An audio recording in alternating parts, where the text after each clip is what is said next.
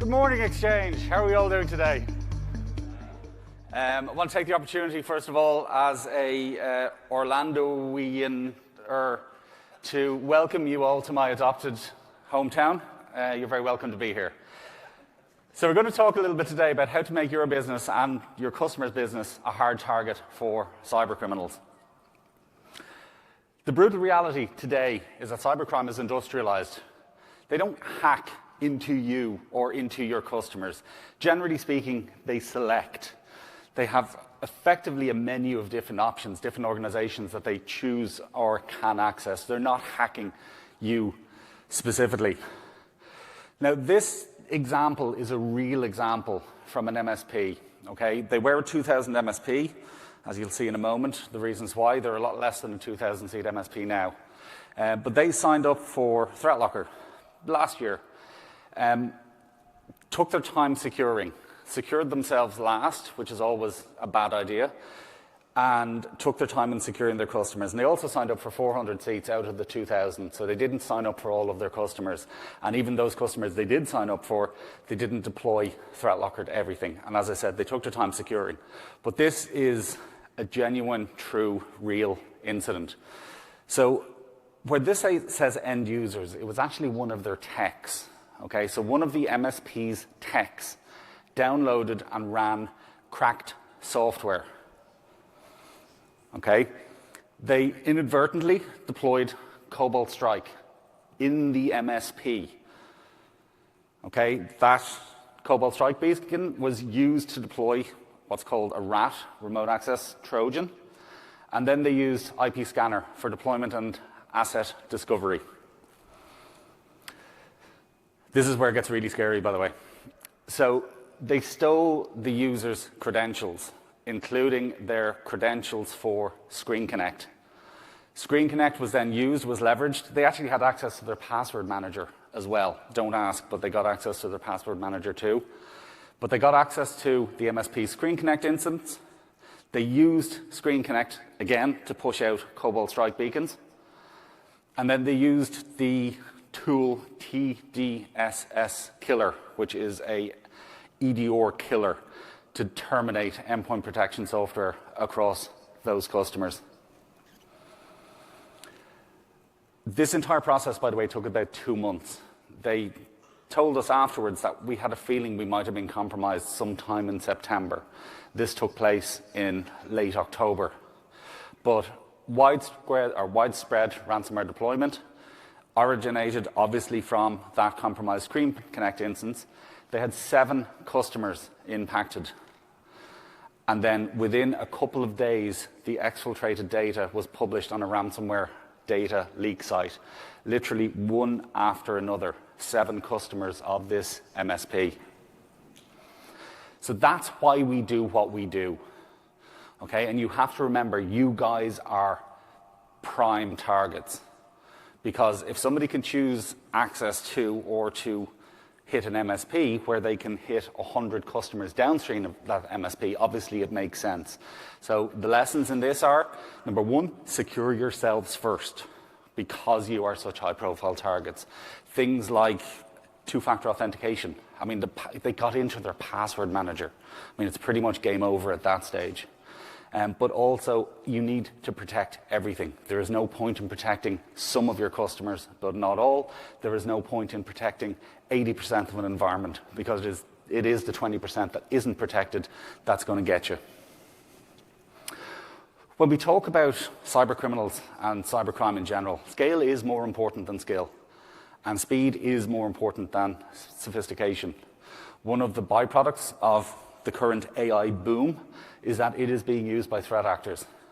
Something like 60% of new malware samples now show signs of being either created by or improved by AI tools. So if anything, and you can see that in this chart, it is accelerating. Okay, the cost last year was over 600 billion, and it is growing. It is not slowing down. So the core question is, why would an attacker choose you or your customers over the next company? I mean, the you question is pretty obvious, which is, I get into an MSP, I've got access to all of that MSP's customers.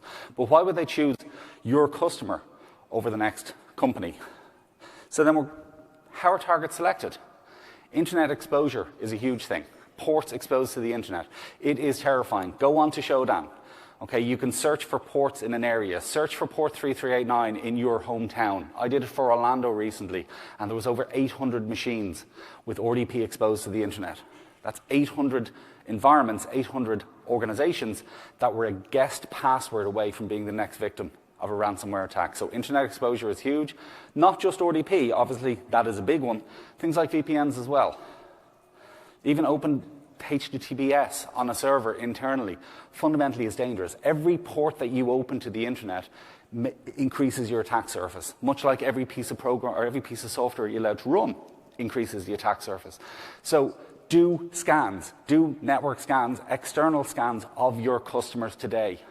There might be a port that you opened 5 years ago that everybody's forgotten about. Maybe you changed the password since. This happened in the MSP I used to work for. FTP was left exposed to the internet.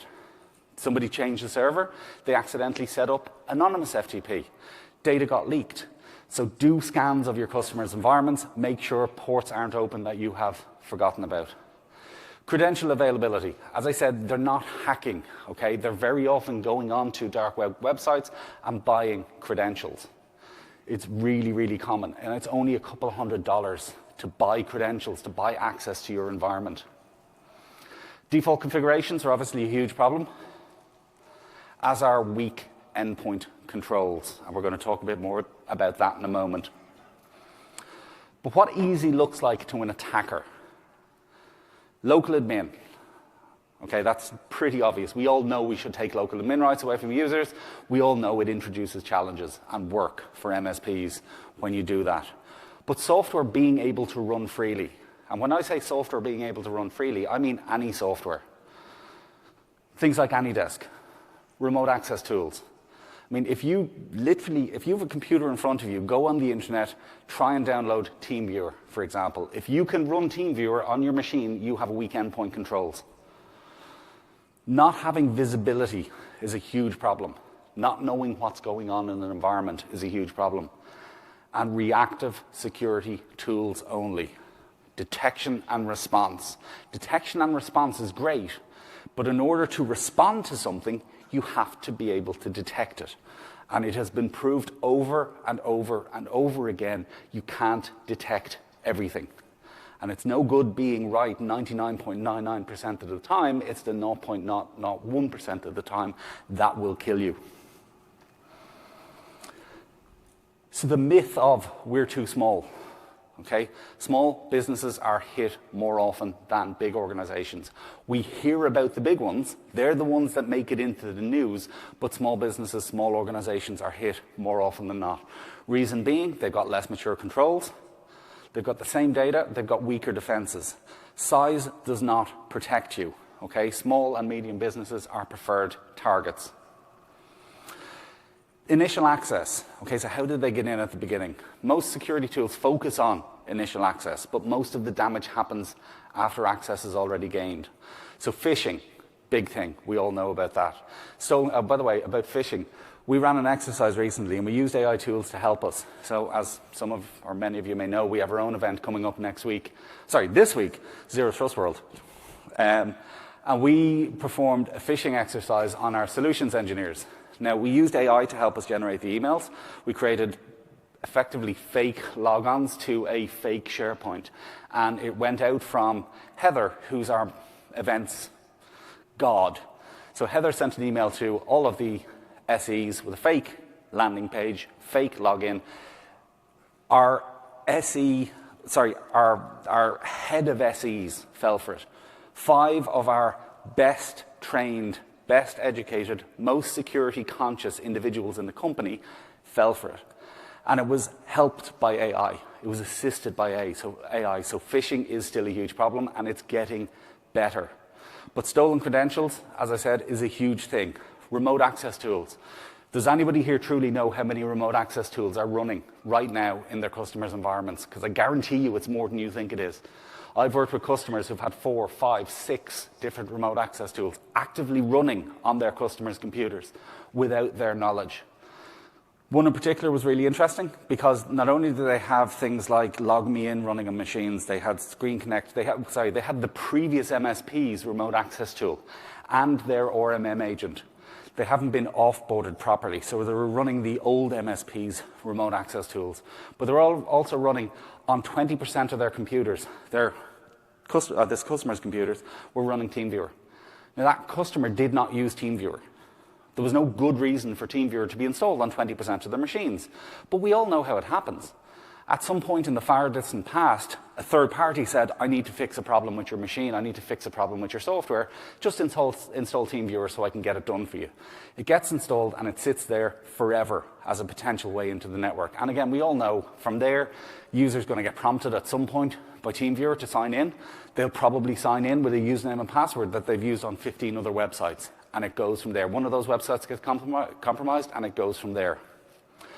And living off the land binaries are a huge problem as well. So we all know PowerShell. I mean, PowerShell is used in something like 95% of ransomware attacks. So the key insight here is that most attacks succeed after initial access, not during it. And stopping post-access activity is where allow listing shines. So once compromised or once credentials are compromised, they rely on what the system lets them do. Talk a little bit about prevention, the illusion of prevention. So AV and EDR are valuable tools, but they are not prevention. They are, by their very nature, reactive. Okay? And detection assumes compromise. You're hoping you're going to detect something in order to be able to respond to it. And fundamentally, alerts are not protection. You might feel protected because you've got a tool that's popping off alerts many times a day. That does not equal protection. The old signature-based thinking is basically dead at this point. Okay? It misses things like abuse of trusted tools. And it also, again, there's 560,000 new pieces of malware discovered every single day. How can you keep up with that with the signatures? I mean, you just can't. But as I mentioned, living off the land is a huge problem. PowerShell, you can do so much with it. That's why attackers love it. You can run remote code, you can download and execute payloads, you can exfiltrate data, all with one tool that's sitting on everybody's Windows computer. That's really hard to detect misuse of. We have, a few of you will be familiar with this, but we do a data exfiltration test where we basically have a rubber ducky and it's got a PowerShell command. Yes, you know the one. Now, I could tell you some horror stories about this because people have volunteered and allowed us to exfiltrate their data. But the interesting thing about it, and it comes back to detection, is we've been using that for years. We've been basically calling EDRs out for years, going, look how easy it is to exfiltrate data using PowerShell. We found out about a year ago that one of the major EDRs has now started detecting this behavior as malicious. So PowerShell copying data off to the internet is now seen as malicious by this EDR. What we discovered subsequently is that it's only when you upload multiple files. So if you upload 100 files, your EDR or this EDR will kick off and block it. If you upload one file, it will not. So a very simple way around this detection is to zip everything into a single file and upload that single file. So that shows how powerful something like PowerShell is and how difficult it is to detect misuse. But it's not just PowerShell, it's command prompt, it's RunDLL, it's MSHDA, it's WMIC. They rely on these tools. Okay? They are trusted fundamentally and they are rarely blocked. Alert fatigue is a huge problem. Okay? SOCs are drowning in noise. I mentioned this example yesterday in one of the boardrooms, but we have an MSP, a large MSP customer of ours. They have a customer they look after. Okay, 7 separate sub-organizations, all part of the one company. They have ThreatLocker installed in 3 of them. They have another EDR tool installed in all 7. The 3 environments that they have ThreatLocker running alongside the EDR, they average between 0 and 1 alerts a day. The 4 environments that they don't have ThreatLocker in yet, that's just running the EDR tool, is averaging 400. Okay, that is what alert fatigue looks like. You are drowning in noise. You are hoping and praying that you're not going to miss that one alert that is an actual attack rather than the 499 that aren't. But too many alerts means real attacks get missed. And visibility without control only creates noise, not safety. So the hard truth is, if it can run, it can be abused. Default deny flips this model. So a hard target is a business where actions are explicitly allowed. It's an environment where actions must be explicitly allowed. Privilege is temporary, lateral movement is blocked or stopped, and the blast radius is therefore tiny. So we're talking here fundamentally about control versus detection. Control stops bad things before they execute. It prevents. Detection sees bad things after the fact. It reacts. It's a very important difference. But hard targets prioritize stopping execution over analyzing alerts. The principle of zero trust: trust nothing by default, verify explicitly, and very importantly, assume breach. So nothing runs unless it's allowed. Unknown does not mean allowed, but trusted paths are still controlled. So you're reducing the attack surface by allowing fewer executables to run. I mean, fundamentally, every piece of software that runs on your or your customers' machines increases your attack surface. Every piece of software that you stop from running on your or your customer machines reduces your attack surface. But you've got fewer scripts and fewer admin actions. The attacker will move on. It's too slow, it's too noisy, it's too expensive.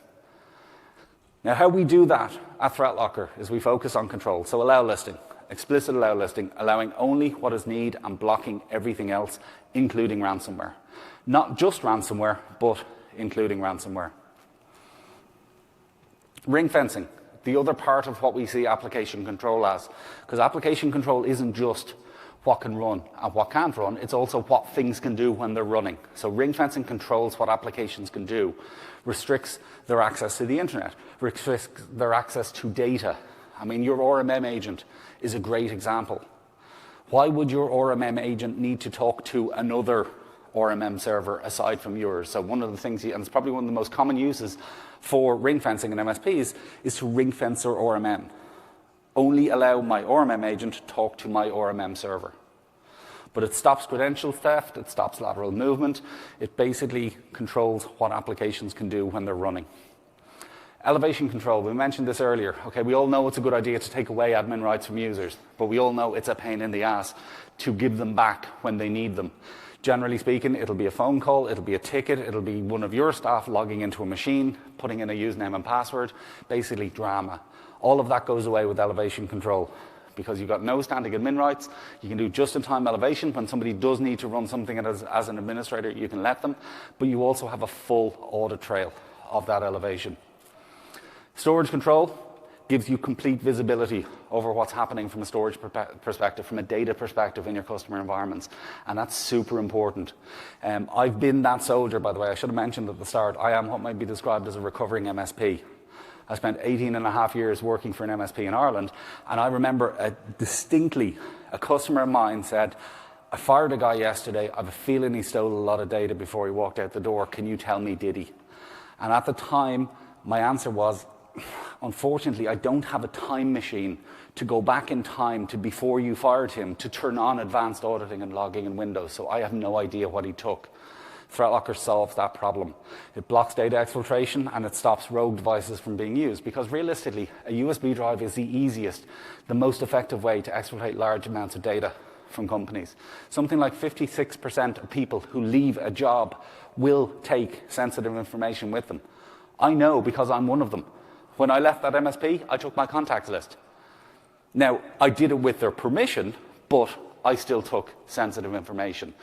Funnily enough, not long after, I obviously used it just to keep in touch with people, but not long after, they had another member of staff, a sales guy, leave, took his contacts list as well with what people were paying, went to another MSP, and that other MSP basically poached a lot of their customers. So that is what can happen, and that's why you need controls around things like USBs. Network control is super important. I'm trying to focus on this in the boardrooms because I cannot stress highly enough. It doesn't matter how good a job you do on your endpoints. Okay, if rogue devices get onto the network, if a VPN gets compromised, if there's a vulnerability in a firewall, and those things can access files on a server can get encrypted. Okay, network control solves that problem because you're explicitly saying, again, it's deny by default, permit by exception, you're explicitly saying these devices can connect to a file share on this server. But what that means is if it's not these devices, it won't be allowed to connect to that file share. Okay, it solves the problem of remote encryption. Microsoft's Digital Defense Report last year mentioned that 70% of ransomware attacks involve remote encryption, which is something not protected on a network encrypting data on something that is, and network control solves that problem. It might seem that I'm down on detection, but we do recognize that detection is important. There is a time and a place for reactive insecurity. We see it as complementary to the controls I mentioned, not the entire ballgame. And that's the problem with a lot of organizations is detection is their entire ballgame. So when detection fails, they're screwed. Okay, we see detection as complementary to controls. So ideally, what you want is to be detected about an attack that is unsuccessfully being attempted rather than being alerted about an attack that is successfully underway. So detection is important. It watches for unusual events, indicators of compromise. That example I gave about the MSP, as soon as an alert popped off, as soon as advanced IP scanner ran, they would have been alerted. Okay? Because it is, believe it or not, the single greatest indicator of compromise you can come across in any environment. It is the first tool that an attacker will run, whether it be something like advanced IP scanner or Nmap, whatever, they want to see what's on the network. So it is a huge indicator of compromise. But the point is, you want to know when it's attempted to run and blocked rather than after it's already been allowed to run. We introduced this last year. We've got quite a number of customers here who use it. Web control. Okay, it is web filtering made easy. It is web filtering that is a good user experience. If something gets blocked, a user can request it and it's approved within 60 seconds. They can then access that website. No broken SSL certs, no confusing messages for your end users. And patch management. We introduced, again, patch management last year. Fun fact, we used to use what I would consider one of your tools for patching our software internally. We used Ninja for years for patching our software. And Ninja invariably, week after week, month after month, would say to us, you're grand. Everything is fine. Everything is patched. Everything is up to date. You have nothing to worry about. We set our own patch management on our environment and we discovered 20 separate pieces of software out of date across 600 machines. Because Ninja was only interested in the contents of the registry, whereas our patch management is looking at every single file that is executed within an environment. And with that level of visibility, you can see exactly what's patched and what's not patched, and we have the ability to patch them now using really easy-to-use patch policies. I don't know why we went back. Oh, I pressed the wrong button. My apologies. Defense against configurations. Anybody here use defense against configurations? We got a few hands. Is it awesome? Okay, it's awesome. Basically, the idea behind this, we introduced this last year as well. The idea behind it was initially it was as a configuration check of ThreatLocker to make sure you guys hadn't done anything that made you or your customers less secure. But what we realized over time was we could check for so much more than just ThreatLocker configurations, ThreatLocker misconfigurations. So we can identify misconfigurations before they become exploited vulnerabilities. And that is the problem with misconfigurations, is very often you don't find out about them until it's too late. After they've been exploited, after they've been used, it is too late. So the idea behind this is it will tell you in advance. This, by the way, is free for anybody who has ThreatLocker. There is no charge for defense against configurations. If you haven't used ThreatLocker yet or tried it yet, try it. Turn this on. There's no limit on what you can do in a trial. You will at least get a picture of the security posture of your organizations. It's also mapped against various frameworks, but it gives you a single,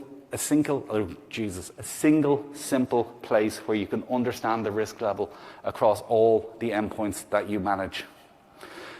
Now, those of you who don't know, well, those of you who do know ThreatLocker know it's relatively easy to implement. Those of you who don't might be afraid. It is not hard. It is very straightforward. You deploy an agent, you let it learn, you review what it's found, then you secure. In most environments, for most customers, it only takes a couple of weeks. Okay, so it's not going to get in the way. It's not going to cause problems. The vast majority of users do the same things in the same ways with the same software every single day. And fundamentally, all ThreatLocker is doing is it is setting guardrails around that and saying, look, you continue to operate within those guardrails, you're not even going to know we're there. Now, you try and step outside of those guardrails and install a random remote access tool or Cooper, the coupon clipper from China. Absolutely, we are going to step in, but that is what you want. It is a unified policy model. It is one agent. I spoke to somebody yesterday and they mentioned at one point their MSP used something around 15 different portals for security, 15 different products that they had to log into on a daily basis to manage security for their customers. That is not sustainable. Okay, this is one agent running on machines. How many agents are running on your customers' machines right now between AVs and EDRs and whatever else? In some cases, it could be 5 or 6, and you wonder why people's computers are running slowly when these things are all doing the same things in the same way. Okay, but it's one agent, one platform, no tools for all. Fundamentally, security should reduce complexity, not add more tools and more dashboards. I am not going to say the single pane of glass. Oh, I just said it. I'm sorry. It is a single pane of glass where you can manage your customer security. But it is visibility without noise. So it's action-based logging, no alert fatigue, and decisions fundamentally are better than dashboards. Log, actions, and decisions, not endless alerts that require interpretation. The real-world impact, okay, going back to that example at the very beginning, ransomware fails, phishing payloads die, and insider risk is reduced. Okay, lateral movement is blocked. The ransomware kill chain, that's broadly speaking what it looks like. Initial access, recon, lateral movement, encryption, payload, should be exfiltration, then payload, execution. Block any of the stages of that chain, and you're going to block ransomware from being successful. Okay? Break any step, and an attack will fail.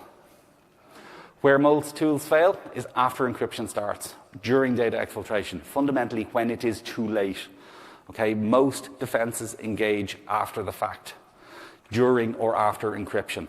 Okay? Do it before then, and there's going to be less damage. So where hard targets stop it is where recon is blocked.